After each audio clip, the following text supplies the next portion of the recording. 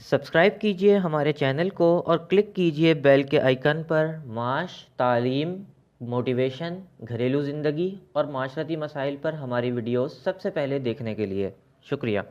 اب یہ بتائیے کہ ذہانت کے لفظ سے کیا تصور انسان کے ذہن میں واقع ہونا چاہیے کہ آخر ذہانت کی ایسی کون کون سی ایگزیکٹیول کوالٹیز ہیں جن کو ہم کہا جائیں گے نا، کہ جو ہے ایسی کون کون سی صفات ہیں یا ایسے کون کون سے نقطے ہیں جہاں پر آ کر ہم یہ بتا سکیں کہ یہ چیز ذہانت ہے۔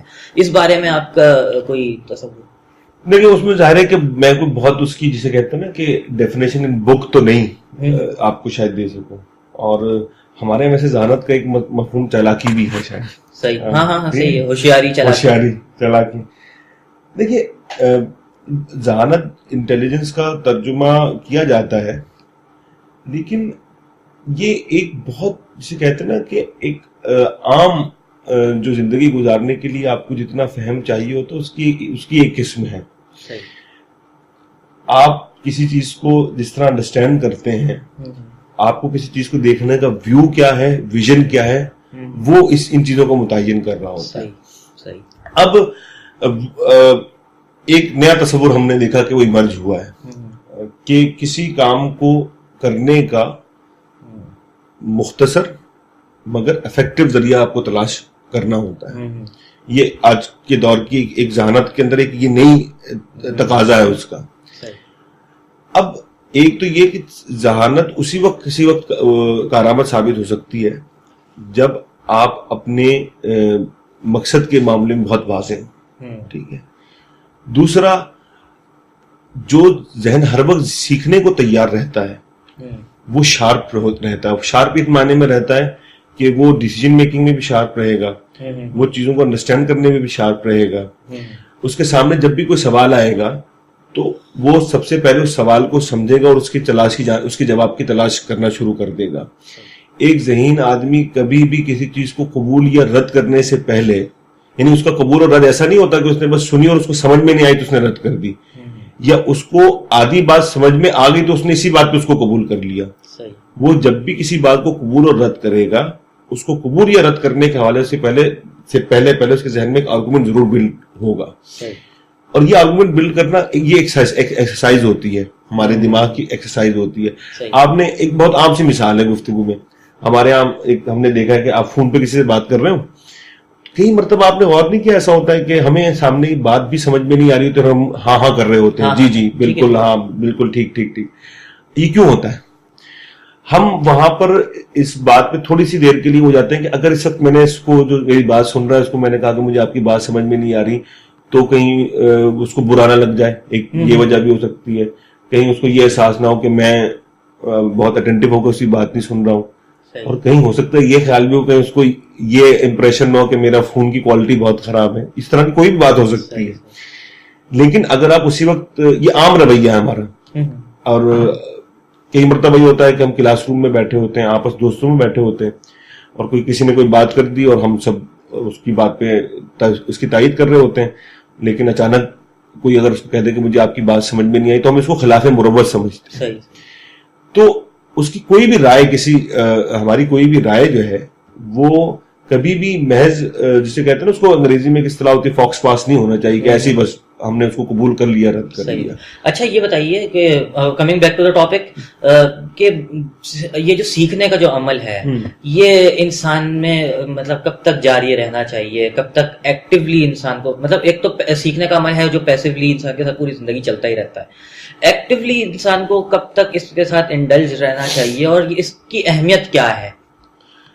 دیکھیے، میرا خیال تو یہ ہے کہ زندگی بڑھتی ہی آگے کچھ سیکھنے سے ہے، اور وہ سیکھنا کیا ہوتا ہے؟ وہ ایک لفظ ہو سکتا ہے، آپ کبھی دیکھیں ایک بڑی مسرت ہوتی ہے آپ کو، کبھی آپ کوئی نیا لفظ سیکھتے ہیں، کسی زبان میں آپ کوئی نیا لفظ سیکھتے ہیں، آپ نئی فیلنگ سے آگاہ ہوتے ہیں۔ کئی مرتبہ کسی ایک رویے کو آپ ڈیفائن نہیں کر پا رہے ہوتے، اس کے لیے آپ کو کوئی لفظ نہیں مل پا رہا ہوتا، اچانک آپ کے سامنے ایک لفظ آتا ہے، آپ بولتے ہیں یار یہ بالکل بہت سامنے کا لفظ تھا، اس کو میں نے کبھی غور ہی نہیں کیا، اور پھر آپ کو ایکسپلین کرنے لگ جاتے ہیں۔ اس کی چھوٹی سی میں مثال دوں آپ کو، ہم سب کی زندگی میں ہوتا ہے ایسا کہ ہم کسی سچویشن کو ایکسپلین ہی نہیں کر پا رہے ہوتے، کسی صورتحال کو بیان ہی نہیں کر پا رہے ہوتے، کہ میں فلاں جگہ جب گیا تو میرے ساتھ جو صورتحال ہوئی وہ کچھ اس طرح کی تھی, وہ بیان ہی نہیں کر پا رہے.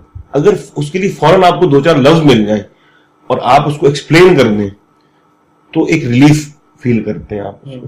ٹھیک ہے, تو اسی طرح کمیونیکیشن ہے. آپ نے دیکھا ہوگا کہ اکثر ڈے ٹو ڈے ڈیلنگز کے اندر ہمارے یہاں کمیونیکیشن اگر بہت واضح نہ ہو تو بہت اچھا آئیڈیا بھی ہم لوگوں تک نہیں پہنچا پاتے. صحیح. اشتہار کاری میں جس طرح کام ہوتا ہے ہمارے ایڈورٹیزمنٹ میں, اس کے اندر آپ نے دیکھا ہوگا ہمارے ایڈورٹیزمنٹ میں کریٹیوٹی بہت نیچے آنا شروع ہو گئی.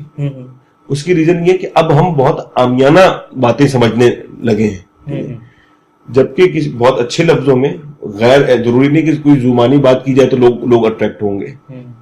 بہت اچھے انداز میں بھی, بہت جسے کہتے ہیں کہ سوفسٹیکیٹڈ انداز میں بھی اپنی بات پہنچائی جا سکتی ہے. تو لفظ سیکھنے سے کتنا فرق پڑتا ہے. آپ ایک نئی فیلنگ سے وہ ہوتے ہیں. آپ کوئی لفظ سیکھنے کے بعد ایک نئے خیال سے آگاہ ہوتے ہیں. کوئی نیا لفظ سیکھنے کے بعد آپ کسی نئے آئیڈیا سے وہ ہوتے ہیں. اب آپ نے لفظ آپ نے اپنے چینل کا نام اقدام رکھا. یہ اقدام آپ خود بتا سکتے ہیں اس کو کہ یہ ایسے لفظ آپ کے ذہن میں نہیں آیا ہوگا. نہیں. اور اس لفظ کو سوچنے کے بعد جب یہ لفظ آپ کے ذہن میں آ گیا ہوگا جس دن, اس کے بعد پھر آپ کی اس آئیڈیا کی کتنی جہتیں آپ پر کھلی ہوں گی. پورا ایک جو ہے اس کی پوری ایک تھیم ہے, اس کا پورا تصور ہے, اس کے پیچھے دنیا آپ کے سامنے آ جاتی ہے. کوئی زبان ہم نہیں سیکھتے, اس کو کتنا فائدہ. دیکھیں زبان میں آپ کے ایکسپریشنز جو ہوتے ہیں, ہماری اردو کے اندر جو بہت سے ایکسپریشنز ہیں وہ دیگر کئی زبانوں میں اس طرح استعمال نہیں ہوتے, لیکن ہو سکتا ہے کوئی ایسا ایکسپریشن ہو جو آپ کسی اور زبان میں سیکھیں وہ زیادہ ڈیلائٹ فل ہو آپ کے لیے. ٹھیک ہے, انگریزی ادب میں کوئی ایسی چیز ہو, فرانسیسی کسی نے سیکھ لی, اچھا فرانسیسی انگریزی جرمن تو چھوڑیں, آپ اپنی جو ہماری ریجنل لینگویج ہے, کسی نے سندھی کا کوئی لفظ سیکھا, کوئی سندھی کے اندر کوئی شعر پڑھا اور اس کے اندر کوئی ایسا آئیڈیا ہو سکتا ہے.